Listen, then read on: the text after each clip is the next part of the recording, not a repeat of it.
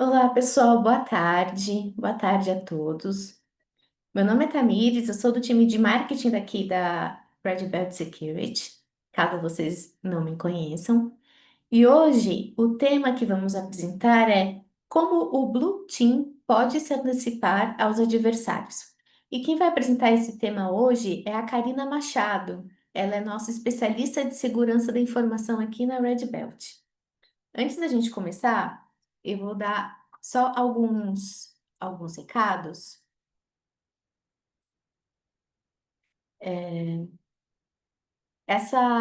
Esse Red Talks está sendo gravado, será disponibilizado depois no YouTube, no nosso canal no YouTube e também lá no LinkedIn. Então, caso você queira retomar alguma parte do que a gente for apresentar aqui, logo a partir de amanhã, nós estaremos já com essa gravação disponibilizada.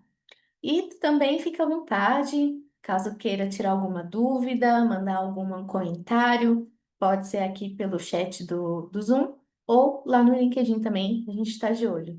Ao final dessa apresentação, nós vamos abrir um espaço para tirar essas dúvidas, então fiquem à vontade para fazer suas perguntas.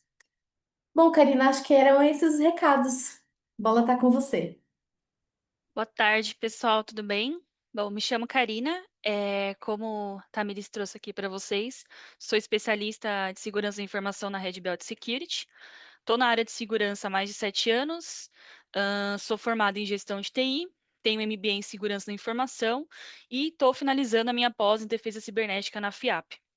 E hoje eu vim aqui trazer para vocês alguns pontos bem interessantes em relação à parte de Blue Team e como a gente consegue intermediar ou antecipar até mesmo os ataques que a gente acaba recebendo no nosso dia a dia, tá? E é isso, pode passar, tá? Bom, como eu já tinha passado para vocês, a parte de Blue Team, né, ela é responsável pela defesa, né, dos sistemas de rede, da parte do SOC e também como um todo, né, na parte de GV, em outras áreas também. E aí, aqui eu trouxe para vocês algumas técnicas, ou a gente pode dizer até frameworks, que a gente pode utilizar para se antecipar em relação aos adversários. E também, né, colocar uma postura mais proativa em relação à parte de cibersegurança também. Pode passar. E aqui são os tópicos que a gente vai passar hoje, né, no nosso webinar. Mas para vocês terem conhecimento, eu vou passar um a um, passar algumas explicações para vocês também. E no final, se vocês tiverem alguma dúvida também, o meu LinkedIn vai estar disponível. Vocês podem mandar para a gente também, tá bom? Bom, iniciando a parte de defesa do Blue Team, inteligência de ameaças, que é o Threat Intelligence. Eu trouxe esse tema aqui para vocês que eu acho bem interessante, que a gente trabalha não só na parte de defesa e também a gente consegue antecipar, a relação desses ataques. Não que a gente nunca vai ser atacado, né, é uma coisa que a gente sempre escutou, e sim quando e como a gente consegue tratar isso e se antecipar, antes desse ataque. Então hoje, a coleta de táticas, técnicas e procedimentos, o cadastro dessas informações, integrações com, ameaças públicas e privadas, então a gente ter essas ameaças, cadastradas, insights, parte de OC é muito importante, porque aí a gente consegue construir uma base de conhecimento bem consolidada e assim a gente evita, né, de ser atacado ou de ter o nosso ambiente comprometido sem a devida experiência, tá? E também a gente consegue ter a parte proativa, né, que a gente não vive só baseado em relação ao que a gente recebe dentro do nosso ambiente. Então, eu acredito que todos vocês que trabalham na área de cyber possuem ferramentas dentro do ambiente de vocês que fazem a coleta dessas informações e fazem a gestão desses incidentes, alertas em si. E a gente acaba trabalhando de uma forma ativa, né? Uma forma de resposta, onde a gente também consegue ser proativa, a gente consegue ter essas informações antes e acabar trabalhando para que isso não se torne um ataque. Pode passar. Bom, parte de fortalecimento de postura de segurança, que seria o hardening. Dentro do ambiente, é muito importante a gente ter essa parte de segmentação e conhecimento do nosso ambiente. Não só para você estar antecipando esses ataques, mas também para você saber o que tem dentro do seu ambiente. que hoje a gente tem uma infraestrutura dentro de uma empresa, parte de segurança, parte de Firewall, EDR, XDR, enfim, temos diversas ferramentas que ajudam a gente a trabalhar no dia a dia. Entretanto, a gente precisa ter a organização disso, né? E eu acho que o hardening vem para poder estar sendo mais nosso amigo do que o nosso inimigo nessa parte, porque muitas vezes as pessoas que não são da parte de segurança, que é da parte de infra, olha essa informação e fala, nossa, vai dar mais trabalho para mim. Mas a gente, pelo contrário, a gente está trazendo uma solução que segmenta a nossa rede, faz a microsegmentação da parte de infraestrutura, parte de firewall, a gente consegue ter uma organização na parte de acessos também, e a gente consegue reduzir a superfície de ataque. Tá? E também voltando para a parte de controle de acesso, que é uma das partes mais importantes também na área de segurança. Você tendo quem tem o acesso, zero trust, quem pode acessar, quem deve acessar, eu acho que isso também ajuda a gente a mitigar muito essa questão dos ataques. Vou te passar. E também o threat hunting, que seria um hunting proativo, né? O Blue Team, ele acaba sendo reativo em algumas ocasiões, porque a gente recebe o ataque e aí a gente tem os métodos de defesa, que seriam as ferramentas, seriam as partes que a gente está recebendo de um alerta, seria a parte que a gente está recebendo de um denúncia de phishing de um usuário, de um envio de um e-mail incorreto, de uma exfiltração de dados. Então, assim, existem diversos frameworks que eles conseguem mapear para a gente o que, que a gente deve fazer, como a gente deve prosseguir, e um deles que eu acho muito importante seria o Mitre. Né? Tem alguns vídeos nossos antes desse que fala sobre a postura do Mitre dentro do ambiente do Blue Team, dentro do ambiente de segurança, como que a gente consegue aplicar, mas a gente tendo uma base consolidada, onde a gente consegue prever acesso, escalação de privilégio, movimentação lateral, entre outros tipos de ataque, eu acredito que a gente consegue se prevenir de uma forma mais segura e imediata. Né? Porque hoje em dia a parte de segurança, não só segurança, como também infraestrutura, entre outras áreas dentro da tecnologia, a gente trabalha com o tempo, né? A gestão desse tempo. Então, eu acredito que quando você tem uma característica comportamental, tem um framework baseado em partes conhecidas, como o Mitre, cadastro de OSI também, que seria a parte de indicadores, a gente consegue ser mais proativo, né? Prever antes que aconteça. Porque quando acontece, muitas vezes a gente não tem muito o que fazer. Ou a gente vai se defender com o que a gente tem, ou a gente vai ter que usar as lições aprendidas para que a gente consiga executar algo. Te passar. E aí entra também a parte de monitoramento contínuo e detecção avançada. Todos os ambientes eu acho muito importante ter um CIEM, né? Que é pelo CIEM que a gente consegue ter a coleta dessas informações, ter a visão do nosso ambiente. O CIEM, para mim, hoje é o coração do SOC. Né? Então, ter um CIEM bem configurado, ter um CIEM bem estruturado, segmentado, a gente consegue ter essas informações de uma forma mais clara, e quem está do outro lado, que seria um analista N1, um analista N2, um analista N3, ou até mesmo um analista da área de segurança da informação, ele consegue ter essas informações para tratar de uma forma mais direta, né? Detecção baseada em comportamento.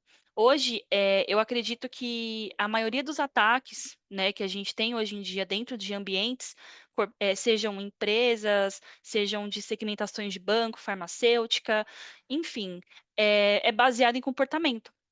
Então, hoje, um usuário, ele nunca vai, um hacker em si, ele nunca vai pegar um usuário com um privilégio alto de primeira e já fazer uma movimentação imensa dentro do seu ambiente. Então, primeiro ele vai pegar um usuário que ele pode ser que não tenha muito privilégio, depois ele vai fazer uma movimentação lateral, depois ele vai fazer uma escalação de privilégio. Então, assim, ele vai ter várias movimentações dentro do ambiente.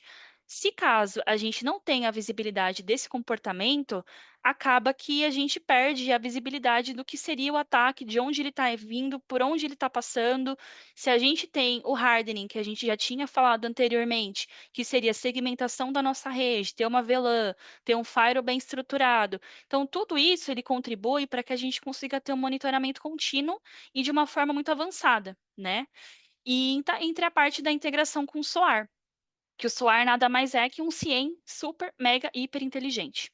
Então, assim, ele vai ter todas essas informações, correlações, usos de caso, regras criadas, porém ele vai ter a implementação de playbooks, né, e de runbooks.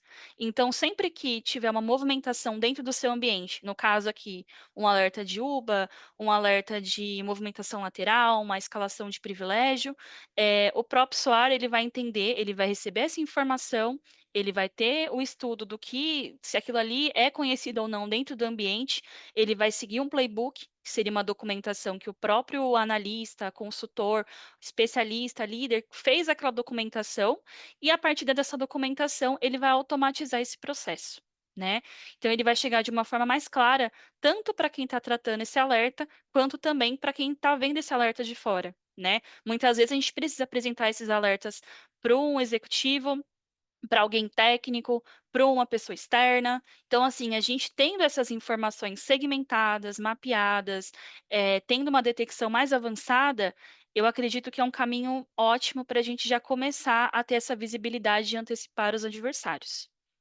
De passar. E aí a gente também entra na parte de gestão de vulnerabilidades, né? Eu sei também que teve um Red Talk sobre isso, bem interessante, mas acaba sendo um pilar muito importante, né, na parte de Blue Team. Por quê? Normalmente, a maioria dos atacantes, eles utilizam as vulnerabilidades e exploram, em aplicações, em máquinas que estão desatualizadas, sistemas operacionais, aplicações. E quando a gente tem essa atualização, né, que ela serve para corrigir essa vulnerabilidade, o nosso sistema ele está mais seguro. Então, a gestão de vulnerabilidade nada mais é que uma ação proativa, né?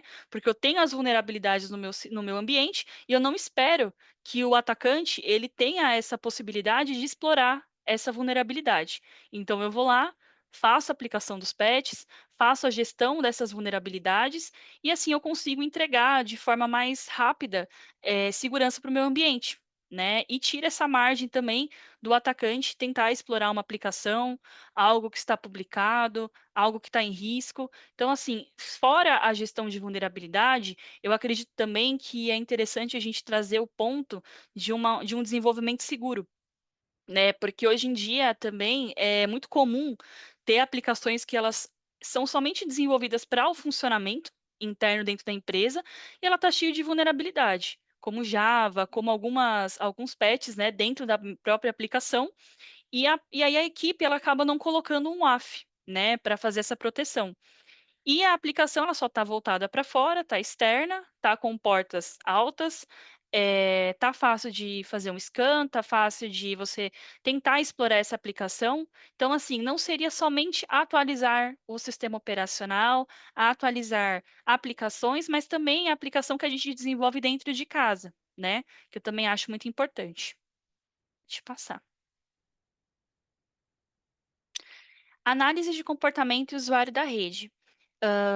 Hoje a gente tem uma baseline, né, que cada cliente que você tem dentro da empresa, ou até mesmo a empresa que você atua na área de segurança, tem uma baseline de que se o comportamento é normal ou não. Então, eu tenho um usuário, que ele é administrador dentro do meu ambiente, e ele faz algumas alterações de conta.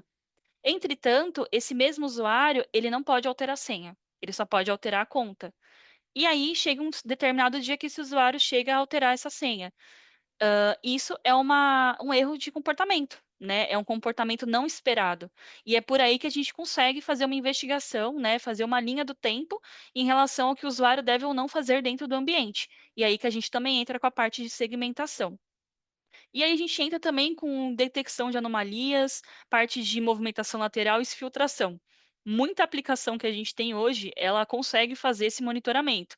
Um Dark Trace, EDR, aplicações de Firewall, WAF, enfim, várias aplicações, elas conseguem monitorar algumas movimentações que são efetuadas no ambiente. Tá? Mas aí também tem que ter a questão da configuração dessas aplicações, que não adianta nada a gente ter um EDR parrudo, a gente ter um firewall de uma marca maravilhosa, a gente ter um vendor muito bom e a gente não ter uma configuração muito boa.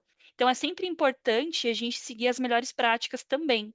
Ir no site do fabricante, verificar se de fato as regras estão segmentadas, se existe uma forma de melhorar essa configuração Então eu acredito que, existam, diversos vendors, diversas ferramentas que elas contribuem muito para a gente fazer análise de comportamento de usuário de rede, mas isso depende também muito da configuração que hoje elas estão, né.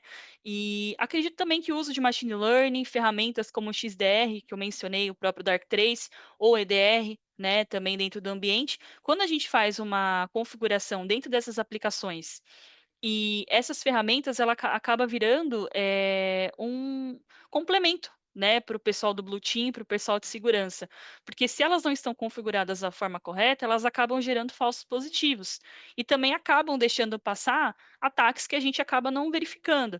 Então é sempre importante, apesar da gente ter essas ferramentas dentro do ambiente, fazer um depara, fazer um checklist, verificar se de fato essa ferramenta está funcionando esse tipo de ataque, e é algo que também a gente vai abordar um pouquinho mais para frente. Deixa eu passar. E aqui, simulações de ataque Red Team, Purple Team, foi o que eu tinha passado para vocês anteriormente. Existem formas da gente testar esses acessos, esses ataques, né, não só esperar ser atacado para a gente ter essa visibilidade. Então, basicamente, o que que acontece? Eu tenho um ambiente hoje e aí eu quero testar se esse ambiente ele será, suscetível, se ele está protegido de fato para uma movimentação lateral, para um password spray, para um brute force, para algum ataque específico. Então, basicamente, o que que eu faço? Existe a equipe de Purple Team, né, que seria a junção de Red Team com Blue Team. Essa equipe ela é responsável por tabletop, fazer análises, juntar as 2 equipes para verificar quando a equipe está mais suscetível a um ataque ou mais suscetível a melhorar essa frente de defesa. E se você tem, uma equipe bem segmentada, tem, uma equipe bem estruturada, eu acredito que esses testes eles têm muito a agregar dentro do ambiente, né, porque eu vou rodar um tabletop de ransomware, né, que é algo que cai dentro do nosso ambiente hoje, e a gente tem que ter muito cuidado, porque se cai um ransomware no nosso ambiente hoje, se chega um atacante, usar a tática, né, dentro do ambiente e faz a implementação de um ransomware. Se eu não tenho um backup, se eu não tenho uma segmentação, se eu não tenho equipes estruturadas, se eu não tenho comunicação, se eu não conheço o meu ambiente, eu acabo perdendo o ambiente e acaba caindo um custo muito caro, né, saindo um custo muito caro, porque o pessoal: "Ah, eu não vou investir em segurança, porque acaba que eu vou ter gasto com backup, gasto com equipe de segurança, gasto com aplicação", só que assim, o gasto ele vai ser muito maior se você não ter esse ambiente, consolidado, né. Então assim, o Red Team junto com o Blue Team, né, gerou, né, depois de um tempo a equipe do Purple Team, e dentro dela a gente consegue simular ataques reais. Então, efetuar caderno de testes, pegar várias táticas de várias táticas e meios de ataque e executar dentro do ambiente. Esse ambiente vai estar em produção, mas a gente vai colocar uma parte separada, né? Então a gente pega o ambiente, isola ele, e dentro desse ambiente a gente vai começar a rodar alguns testes para verificar se de fato, se for um atacante real, se eu vou ter capacidade de fazer essa parte de defesa. Então, basicamente, eu tenho alguns testes que eles estão mapeados dentro do ambiente, né? Pego esses testes, que são testes que normalmente os atacantes efetuam, né? Para tentar adentrar dentro de um ambiente ou fazer alguma exploração específica. E dentro desse ambiente, eu vou fazendo esses testes e mapeando, verificando se o meu CIEM ele está adequado, se ele possui regras adequadas para detectar esses tipos de ataque, se dentro do CIEM eu consigo mapear uma regra para que gere um alerta dentro da minha ferramenta que eu utilizo como gestão de incidentes, e aí eu consigo mapear também, fazer uma sala de crise, né, uma war room, verificando se as equipes também têm capacidade para segurar essa questão do incidente, que muitas vezes a gente fala: "Ah, besteira, um ataque de ransomware, a gente vai subir um backup e tudo bem, ou a gente vai pagar o atacante e aí vai receber essa informação". Só que muitas vezes quando você entra numa war room, a equipe de redes, ela não tem uma comunicação estável com a equipe de segurança. A equipe de segurança não conhece nada da equipe de infraestrutura. A equipe de infraestrutura não tem nenhum conhecimento de segurança. Então, assim, é legal a gente fazer essas simulações, porque a gente acaba tentando entender o que precisa melhorar, não tanto, também não só na parte técnica, mas também na parte de comunicação. Porque muitas vezes você pode conversar com as equipes e entrar num acordo de que, se eu fizer a configuração X, isso vai ser bom para todo mundo. Se eu conseguir fazer a configuração de tal lado, isso vai ser bom para todo mundo. Então, basicamente é isso, né? Essa parte de avaliação, tanto da parte de defesa, tempo de resposta, que é uma parte muito importante também. E aí eu entro no MTTD e o MTTR, que nada mais seria do que o tempo de detecção, né? O tempo que a sua ferramenta levou para detectar aquele alerta. Então, por exemplo, gerou um alerta no CrowdStrike 17 e 8.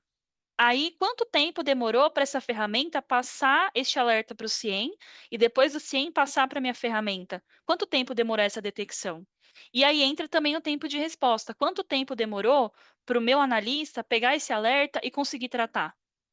E aí, nesses parâmetros, a gente consegue ter uma estimativa de quanto tempo demoraria para tratar aquele incidente em si. Então, esse teste que a gente faz, tanto de caderno de teste, quanto um tabletop, que seriam testes controlados com o time de gestão, com o time de GRC, então também teria a comunicação com uma parte de diretoria, como que uma diretoria ela vai agir, né, sabendo dessas informações, como que eu deveria passar essas informações para a diretoria, como que eu vou passar essas informações técnicas também para a minha equipe, né? Então, basicamente, esse teste, né, que a gente chama de tabletop, ele ajuda muito, né? E a parte de Purple Team nada mais é que testar se o nosso Blue Team está consolidado e também ter a ajuda do nosso Red Team, né? Que o Red Team nada mais é que a equipe que ataca, só que assim, ela ajuda muito. Né, porque é com ela que a gente aprende também essas táticas, esses métodos de ataque e consolida numa outra equipe, tá? E é basicamente isso, né? E aí a gente consegue ter essas vulnerabilidades também exploradas, verificar se o meu ambiente ele está de acordo, está seguro, né? Não depender só de alertas de ataque, mas sim de uma forma mais proativa também. Deixa eu passar. Bom, e também tem a parte de capacitação contínua da equipe, né? Eu acho que assim, hoje a gente sabe que 90%, né, isso dado estatístico, que o erro normalmente é humano, né? Nunca é uma ferramenta ou uma configuração, mas sim é uma falta de capacitação. Às vezes a gente tem profissional adequado, a gente tem as melhores pessoas com ótimas certificações, com ótimas faculdades, mas acaba que ela não tem essa comunicação com a equipe e não tem essa capacitação de treinamento. Então, o treinamento, ele tem que ser interno também, né? Não seria só buscar conhecimento externamente, mas eu conhecer o meu time, conhecer a minha equipe, conhecer o meu problema, conhecer a minha solução, tentar entender as melhores formas que eu consigo chegar do outro lado com o time de segurança. Então, basicamente, é participação de comunidades, fóruns de cibersegurança, simulações de incidentes, como eu já tinha falado para vocês anteriormente, parte de tabletop, que seriam exercícios muito importantes hoje dentro das equipes, porque a gente acaba não só esperando ser atacado, mas a gente consegue antecipar esse ataque e também consegue contribuir para a melhoria contínua dentro do nosso ambiente. Que vamos dizer assim, eu tenho um ambiente hoje que ele não possui MFA habilitado, né? E aí o atacante ele vai tentar explorar, vai fazer uma pulverização de senha, vai tentar explorar essa pulverização, e aí ele vai conseguir passar com uma senha padrão. Só que aí eu não tenho MFA. E aí ele vai passar para dentro do meu ambiente. E eu não vou ter essa visibilidade se eu não ter um senha adequado, se eu não tiver uma regra habilitada. Porém, mesmo que eu não tenha tudo isso, se eu fiz um teste desse, né? Fiz um teste, chamei o pessoal, falei, gente, vamos fazer um teste de intrusão, né? E aí eu descobri que eu não tenho MFA dentro do meu ambiente. Basicamente, quando esse resultado desse teste sair, eu vou saber que eu tenho que habilitar o MFA antes que o atacante faça uma exploração dentro do meu ambiente. Então, assim, eu não vou depender que eu seja atacado, eu posso contra-atacar, né? Eu posso ser proativo.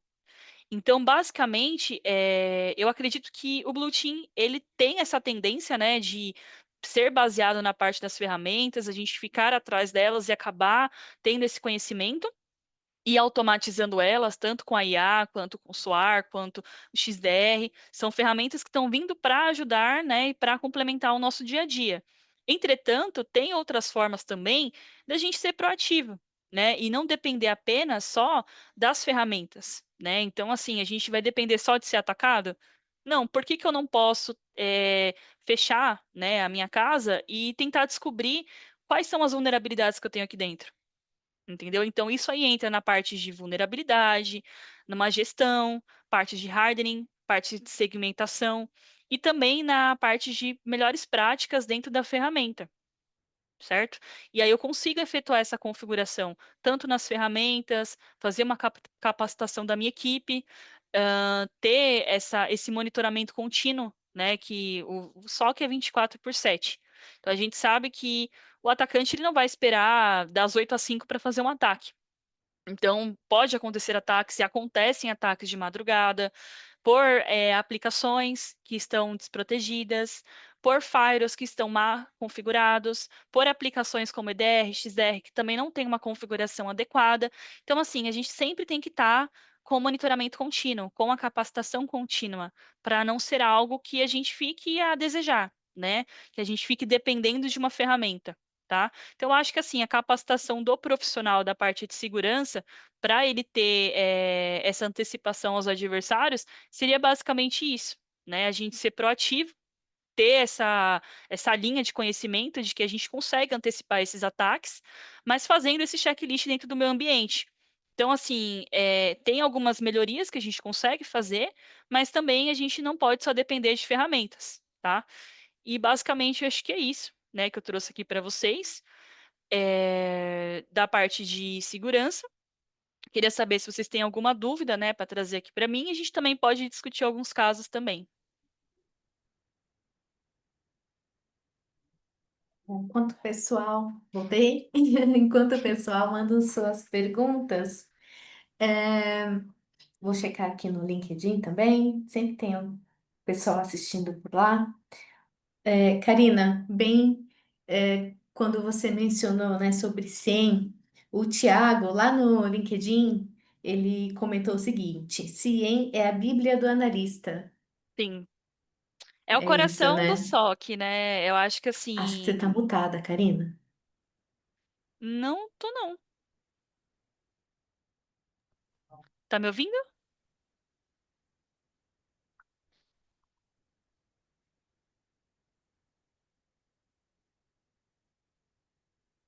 Eu acho que vocês estão me ouvindo bem, pessoal? Acho que é só você que não tá Tá com um ouvindo. probleminha aí, eu acho.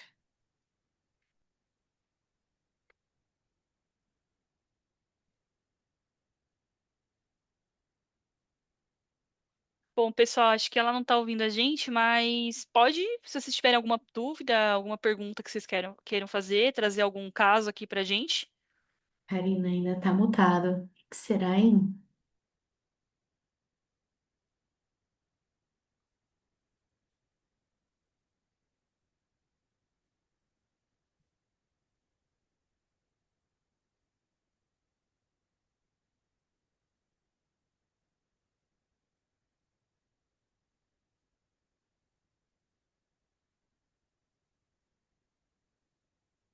Ah, acho que o problema é comigo, então. Estão ouvindo você normalmente. Então, tudo bem. Sim. Melhor assim. Melhor assim. Vocês Tá têm, ótimo. vocês têm alguma dúvida para mandar Perfeito, aqui? perfeito. É, tem uma pergunta, do Fernando, é o seguinte: você mencionou movimentação lateral. Existe alguma técnica prática que o Blue Team pode aplicar para identificar esse comportamento antes que o atacante chegue ao objetivo final? Sim. Primeiramente, né, a parte de movimentação lateral seria a comunicação, né, poderia ser a exfiltração de dados, a cópia de arquivos ou a movimentação mesmo dentro do ambiente. Como prevenção, né, dessa tática, eu acho que é segmentação, tá? Ter uma segmentação de rede. Então, assim, verificar se de fato essas redes em específico, elas podem ou devem se comunicar, tá? Então, verificar se de fato tem essa segmentação dentro do seu Firewall, tem essa segmentação dentro da sua aplicação, se as máquinas e as pessoas que estão fazendo essa comunicação, elas deveriam conversar, se existe exfiltração de dados, verificar se esse servidor está aberto para fora, se ele deve mesmo ter essa abertura, se ele deve mesmo ter essa comunicação liberada, e basicamente eu acho que é isso, tá? Acho que essa seria uma das prevenções. O Isaac perguntou também, como começar a estudar o CIEM? Ele disse que já tem contato, mas precisa evoluir um pouco. Alguma dica?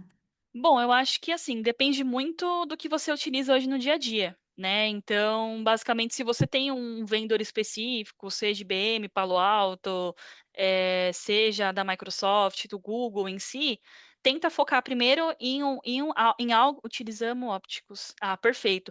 Tenta focar, se você tem contato com esse vendor, tenta focar nele, tá? Em específico. Tenta entrar em contato com a empresa que você trabalha hoje. Normalmente tem aqueles programas de treinamento, que a própria empresa que fornece o CIEM, ela fornece esses treinamentos. Então, normalmente, quem tem esses contratos, eles fornecem para vocês. Aí eu acho bem interessante e dá para já utilizar por aí também. É uma trilha legal para utilizar. Legal. Acho que tem uma última dúvida aqui da Cíntia.